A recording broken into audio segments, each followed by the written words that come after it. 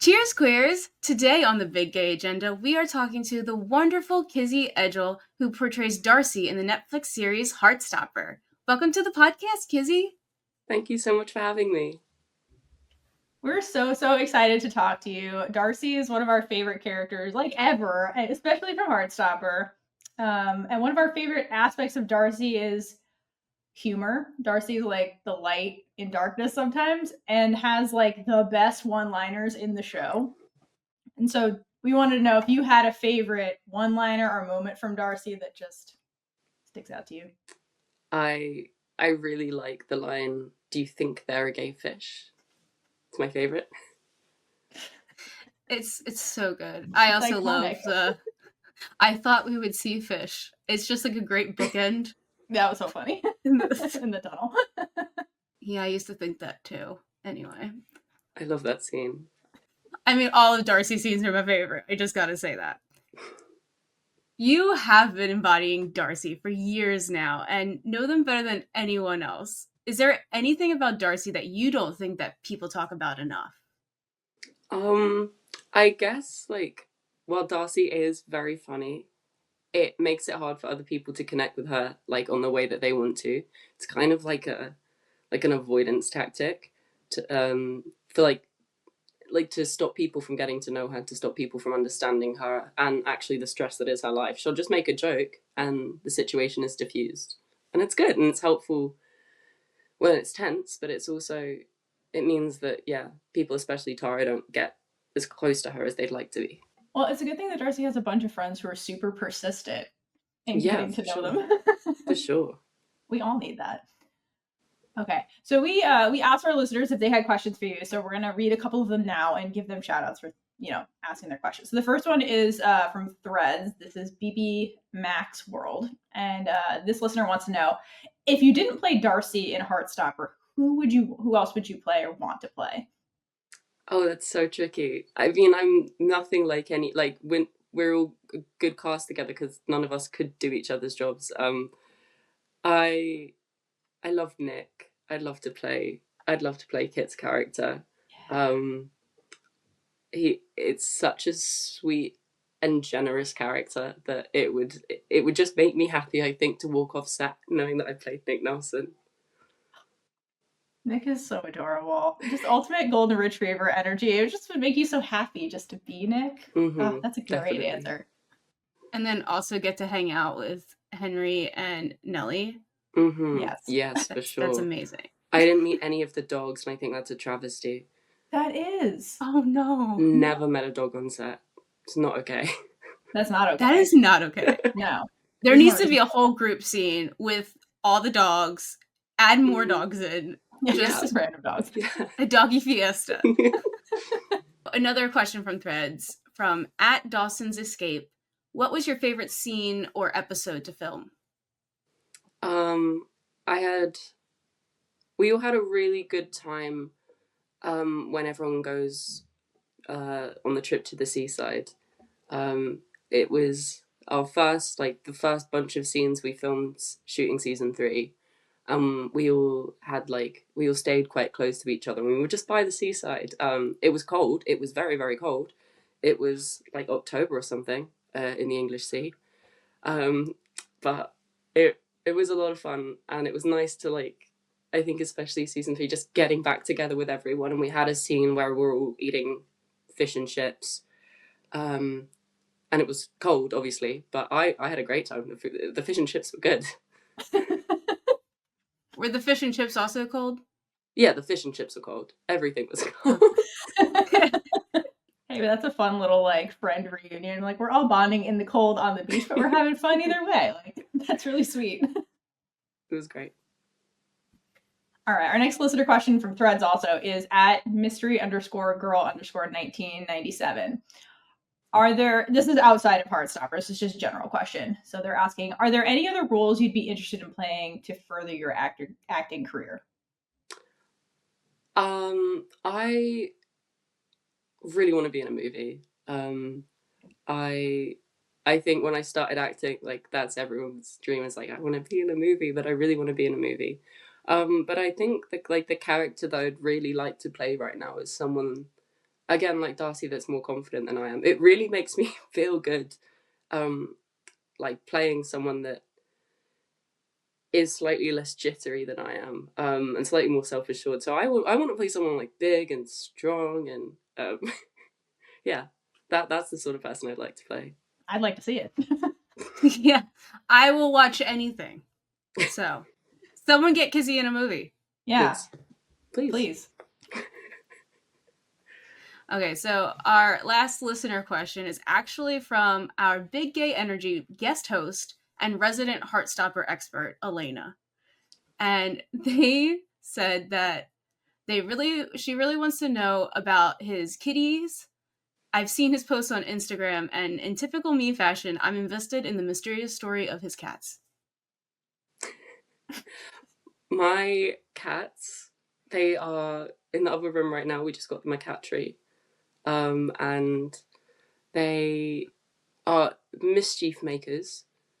And yeah, like they are the light of my life and the bane of my existence. I love them so much. Yeah, they're called Pickle and Gherkin. And they're brothers, and they slept on my bed last night. Aw, that's so love cute. It. Your first description was also me with my little dog. It's just, I love a boy. Are they annoying sometimes? But she just gotta love them. They just cause problems. It's usually Pickle causing problems, but they do both just like to cause problems.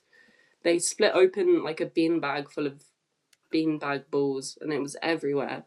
And it took us days to clean it up. They didn't have to do that. No, they didn't.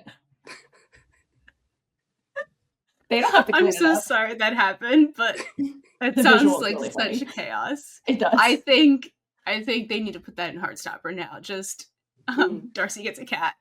Darcy needs a cat. Darcy needs animals. I think Darcy needs like a gecko as well, something weird. Ooh. Darcy would be really well with like a bearded lizard, like because you can get like costumes for them and stuff. I feel like Darcy would thrive with that. Or like ducks. Oh my gosh, I can see ducks. Yeah, ducks, like multiple. Yeah, like fancy ones. That just like raise them from like little baby ducklings that just follow them around. Oh my god! Now I need this. And now I need it. I need whatever this is. All right. Unfortunately, we're going to pivot away from pets and away from listener questions. So thank you to everybody who asked us questions. We appreciate all of you. So the next question, we're going to go back to Darcy in season 3 specifically. So Darcy's arc in season 3 is this journey of exploring gender identity, which is a really important and timely topic for many, many people. So what was it like bringing that particular story to life? Honestly, kind of scary. It's something that I've been dealing with not too long ago. Like I started to question my own gender identity, and started to be serious about what any sort of social transition would mean for me. So having Darcy do that, it was pretty soon after coming out that I got to put this on screen, and I mean, I think the best thing about it is the friends at Heartstopper, how completely they are so ready for it, how Elle cuts Darcy's hair for them, how Tara lets them know that it doesn't change anything. All of those things are really, really, really sweet. And like playing a 16-year-old and living vicariously through what it could have been like if things had been a little bit easier when I was 16 and coming out, it's kind of healing, it's kind of sad at the same time.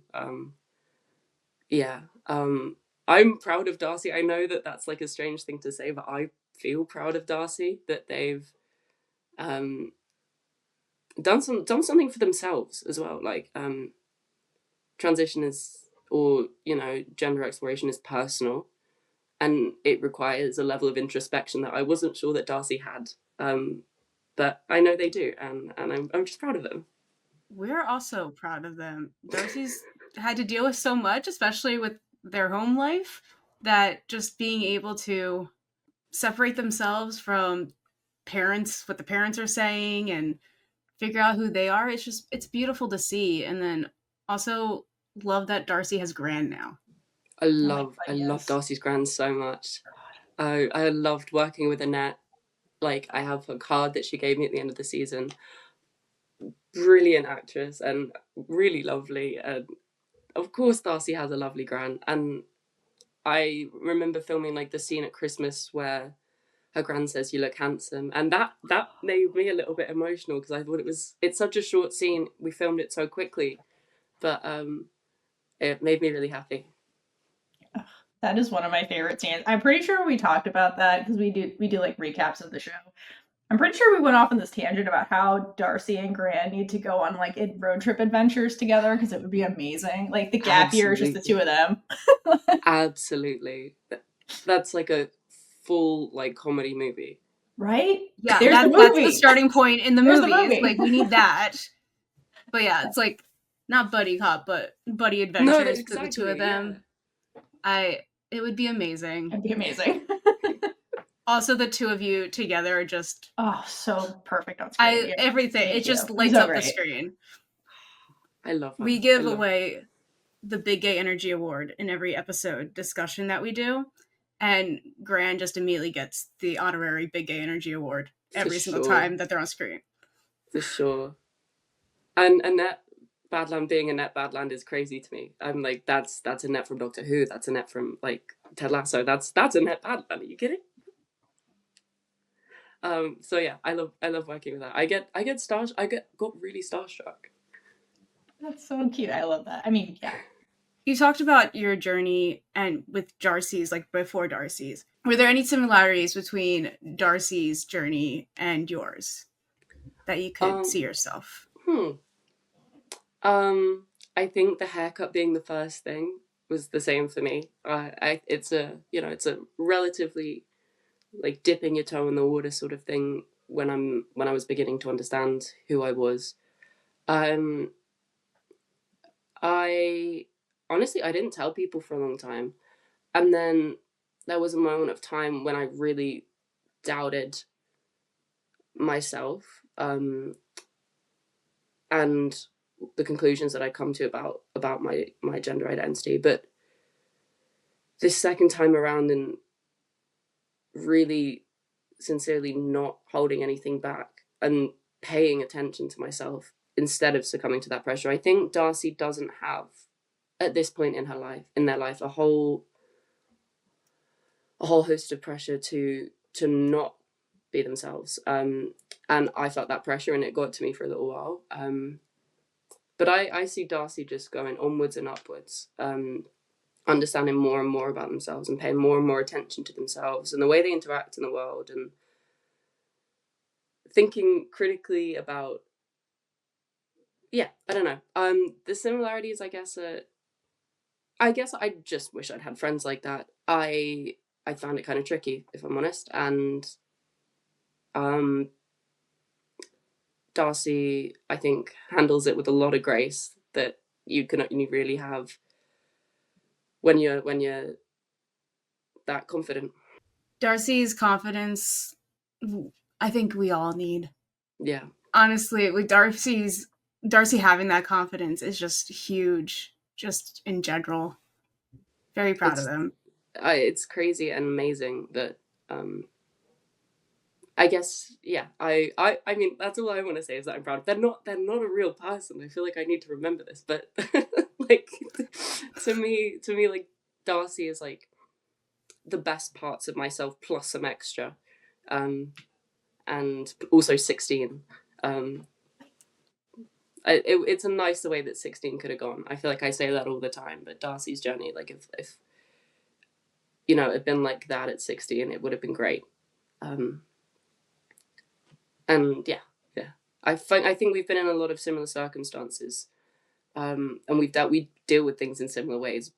We both just avoid it until we can't anymore, and until it crashes down. And I'm glad that Darcy keeps picking himself back up. Is there any story arcs or plot points you would want to explore as Darcy in potential future seasons? I've always thought that Darcy, I would like for Darcy to work with animals. Yes. Me and Toby at one point were obsessed with this idea of a murder mystery with Isaac and Darcy as buddy cops. We Yes. just thought it would be really funny. Gosh. It It's really been off would our hands. be. Oh my god, that really would be. Darcy, I don't know. I don't know what I'd want for them. I think I like the idea of them working with animals. I like the idea of them finding a really specific niche. I don't know, like fine detail woodworking or something. And they find the thing that they're good at, and it really brings them joy. Because, well, you know, I haven't seen much of them playing trumpet lately. So I don't actually know. I don't know True. what their thing would be, but I know it, and I know that they've got a thing that they're really good at. They haven't found it yet, though. That's I a love really that. good. Yeah. That's very interesting to even think about. Yeah. Well, we need more. Definitely. I definitely agree. Darcy's thing would be something super specific and just they're like the best at it. Yeah, that would be so fun to watch. No, that's really Hidden talent. Yeah, like hidden talent, exactly. Okay. What next question? What's the most surreal moment you've had since joining Heartstopper? Like not necessarily a fan interaction, just something that made you stop and go, "Wow, this is my life now." There's been a couple of those, but I think when me and Corinna went to the Gay Times Honours, we'd just come off set. So we'd been working the whole day, and we had to quickly change into these crazy, amazing outfits and get in a car and get there. And we were barely on time to give a speech, and then we gave a speech. That felt wild to me. That was my life. I was still studying. I lived in student halls at that point. And I think that double life thing has always been so weird for me. I'm kind of a homebody at this point. Like I enjoy like gardening. So whenever something like so intense or like big happens, I forget that it's such a change from what I usually do. And at that moment, I was like, "What? You've got the wrong person." Well, we're so glad that you were cast as Darcy. I don't even think I could not imagine anyone being Darcy. It's just you're just great as Darcy, and the whole show in general though does such a great job at tackling these subjects and doing it in a realistic way and healthy, showing healthy scenarios with everything. It's amazing to watch. I love that everyone talks about their feelings. That's fantastic. I definitely wasn't. Um, Everyone is very mature in the way that they handle difficult things, and it's nice. They're pretty decent role models, these lot, and I'm happy for them. Is there a moment either on Heartstopper or any other media that you've watched, read, consumed that made you feel truly seen as a queer person, just in general? Hmm. I I remember feeling really seen by the episode in The Last of Us. I mean, there's a lot in The Last of Us that is really really good. God, it's been a while since I've watched it, but the episode. I can't think of the actors' names. This is Is it so Nick bad. Offerman? Yeah, That that one. episode? Yeah. Ooh, that episode. That episode. Yeah, Ooh. that episode.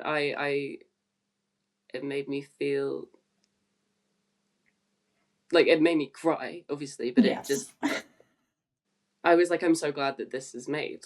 I'm so glad that I think having like made TV, I every time that I see something's gone not just from a script to a storyboard, like I think of the whole process of dealing with a network or dealing with all of that, and the fact that it got to me is very exciting, and the fact that I got to watch it is very exciting. And especially when it's really good.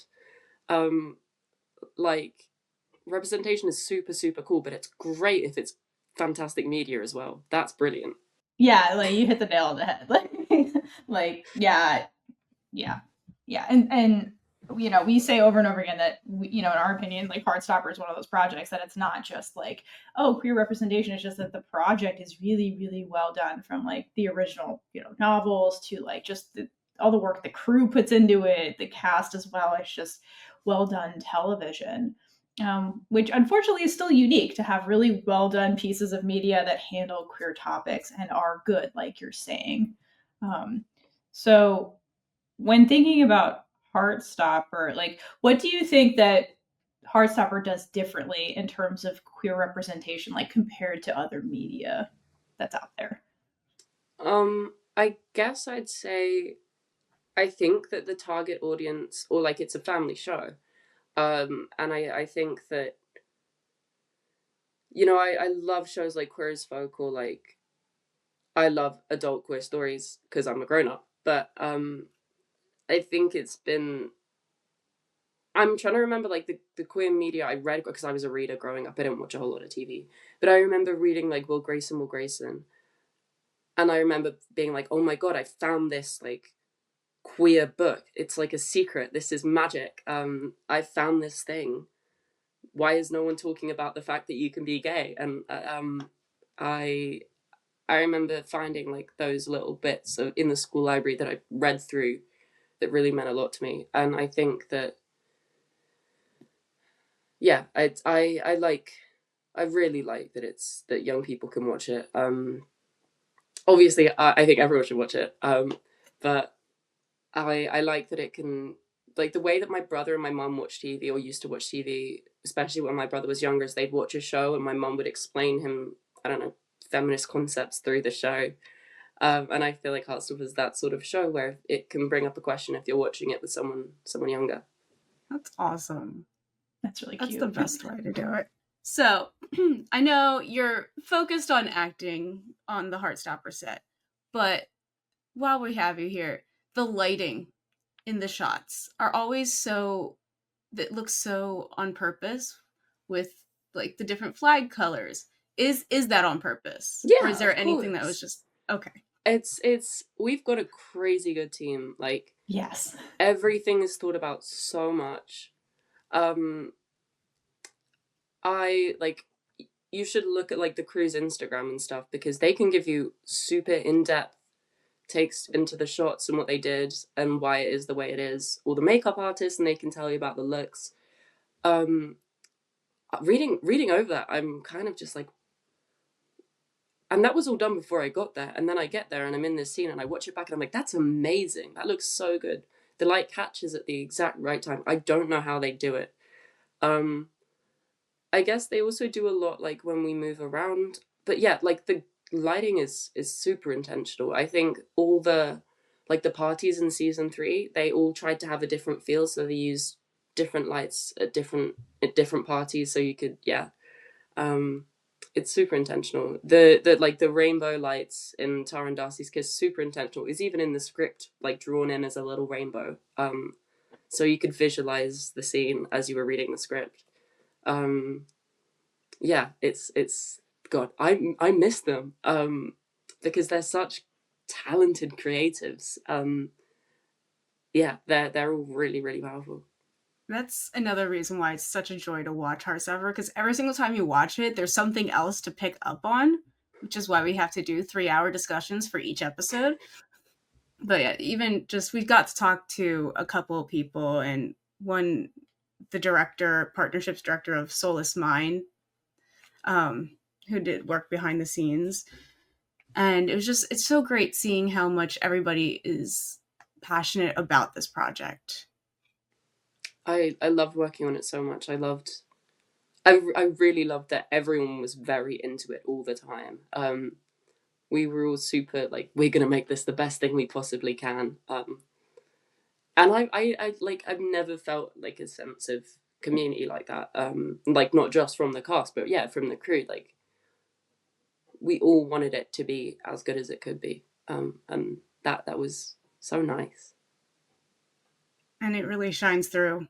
It really does. Like, you could tell watching it, like, how much care and love went into it from just everybody. In the show, like, there's something that came up during one of our discussions. So in season 3, the group is talking about uni options. I believe it's at Charlie's birthday party at night. Correct? Mm-hmm. Yeah, I think think so. And Tara excuses herself right before she has a panic attack. Mm-hmm. And I was just curious, why do you think Darcy didn't immediately go after her? I think, that's such a good question. I think Darcy's maybe, because Charlie finds her, doesn't he? Yeah. Yeah. Well, I think Charlie's, I guess, more sensitive to that sort of thing because of what's just happened with him. And I honestly think maybe Darcy doesn't pay attention, and she's not very good she doesn't pay a lot of attention to anything, really. But I would hope that she'd pay attention to her girlfriend having a bad time. So I assume Darcy's just wrapped up in the conversation. I don't know. I can't give you a better answer than that. But they're talking about uni. We know that, Darcy's not happy with her results. She's not super confident in her ability in school. We know she's bad at French. So I think maybe the conversation worries Darcy a bit too, and that's why she doesn't. Maybe she's in her own head. They're in their own head a bit, but yeah. That's a lot of going on in their own journey. So yeah. To Darcy's credit, Darcy does eventually show up. Yeah, eventually. Like, where's Tara? Yeah. Oh, also, Theor. In the discussion, Theor does point out there was drinking involved too. So there's that. Yeah, there's also drinking. Yeah. Oh yeah, that's true. It's so true. Darcy was relatively sensible this season. I'm so happy for them. That's a really good point. Growth. Yeah, exactly. Poor Tara. I feel acting with Corinna. I get so sad because I'm like, wait, my friend's sad. No, it's not. It's acting, but I want to hug her even more than Darcy does because Corinna's a fantastic actress. I'm working with her. I'm like, don't cry. So this must have been a rough season then, because her character really kind of went through it. Tara's going through it. When we watched it back for the first time, I got so sad at all Tara's scenes because I'm like my friend. As I guess you can tell, I'm not that great at separating reality from the show, but I mean that is your life. That whole time filming it, you're living it basically. Yeah, I love playing Darcy. I feel much more upbeat when I play Darcy. I have much more fun when I'm playing Darcy. Those few, however long it is, few months, I'm the best version of myself. I love that. It's a lot better than having it be the opposite way around. It's so true. It's so true. Oof, that would be so rough to have to play a character that made you feel awful all the time. Yeah, and go home to bed and still be in that headspace. Gosh. Yeah, I could do it. I'm sure I could do it. But we believe in you. Yeah, not doubting you. It would be rough. It would just be rough. I can do anything. Yes, Kizzy can do anything. Yes, movie deal. It's him in everything. All right. Speaking of doing anything, we have kind of a random question for you. If you had to create a conspiracy theory about Heartstopper, what would it be? For example, Darcy is secretly a time traveler. Tao is an alien. Just something like that. Ooh.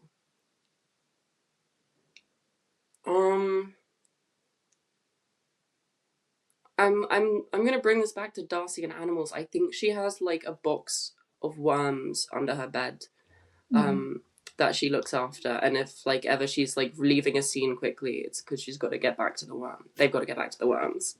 I love that. I'm so sorry about screwing up Darcy's pronouns so many times. It's this season. we filmed it out of order, and my brain has not quite like gone back today. I am so embarrassed because it keeps happening, but yeah, we like filmed it out of order, so I would slip up on set because I think there's only a couple scenes where Darcy does actually use they and I use they for myself. So I'm so sorry. Oh, you're good. That's interesting.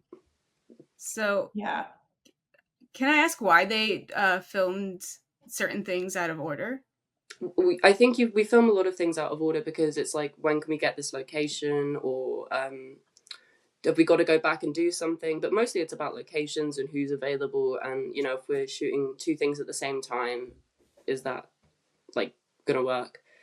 Yeah, we just shot a couple things out of order, but I think, although to be fair, the last scene we shot was I shot was the like fairground, like when they're at the fair. So that's right at the end, basically. Anyways, Yeah, so at the end. but yeah, I it's all a little bit of a model, and we've always done it. It just because if we've got filming abroad at any point, or it's just about when it's easiest. Yeah, that makes sense. There's a lot of different locations done throughout Heartstopper, so that totally makes sense. It's just, yeah. Okay, so a little bit off Heartstopper now, and just about in general, what completely non-Heartstopper related thing have you nerded out about recently? There's gonna be something. What was it? Oh, like the Wikipedia for like ancient foods. Oh, cool. It's amazing. I watched this like history food channel. It's Tasting History with Max Miller, and he talks about ancient food and, like, you know, what would Genghis Khan have eaten, whatever. And I found this Wikipedia. I found out that there's a Wikipedia article for like oldest foods, and I went crazy for it. It's like some stuff is so old. I mean, obviously people have been eating rice forever, but like it's so, you have to look at it for yourself. It's like a list of foods and like when the first discovered one of them is. Very excited. Well, never thought of to do that, but thank you. That was such a better answer than I thought we would ever get. Yeah, no, that's amazing. I didn't know there was like a show about that. That's really cool. So good. He's like he's so amazing, and it's like my comfort YouTube channel. He just talks and he makes the dishes. It's very exciting. Yes. Cool. That's the best. Okay. Wow. A couple of years ago, you tweeted that you'd only reveal the meaning behind your username in the coolest interview. If that moment hasn't arrived yet, what would make an interview worthy of the reveal? Also, we're not saying that we're the coolest. Yeah, no, we're not saying I'm that. just saying we are, but I think what do you at have this in point, mind? I'm just holding it out for as long as I can. It's because it's actually not that interesting. And now I feel like I've built it up too much, so I might have to like never say it. It's really not that interesting. I love it. Just keep the mystery it's going. Interesting. Yeah. It's interesting because it is. It just is. Yeah, it's a mystery. And if the mystery is solved, then it's no longer interesting. Right. Then it's just a fun fact. I could imagine Darcy doing like this whole mystery thing around something like this, and just at the end, like creating something maybe with Tal, a film, and then Tal's like, "Okay, you got to let me know what the ending is," and Darcy's like, "Oh, there is none." For sure. I could definitely see that. I could definitely see that. Basically, what we're saying is we just need a lot more Darcy. We always say that. I need more Darcy in my life. I think, yeah. I need like a real life friend like Darcy, and not just like a comic book picture. All right, Kizzy. Well, those are all the questions we have for you. Thanks for answering all of our questions, even the random ones, and our listener questions. We really appreciate your time and getting to hear from you. It's been a pleasure. Thank you so much. I had such a good time. Good. We're glad. This was really, really fun. We appreciate you. And for all the listeners at home who are listening, go watch Heartstopper, advocate for Kizzy in a movie because we want to see it. And until next time, everybody, hydrate for lesbian Jesus. And gay it up all over the place. Bye. Bye. And with that, we've been Big Gay Energy. If you like this episode, check out all our other episodes right here on YouTube. Please like, leave a comment below, and subscribe for more amazing super gay content.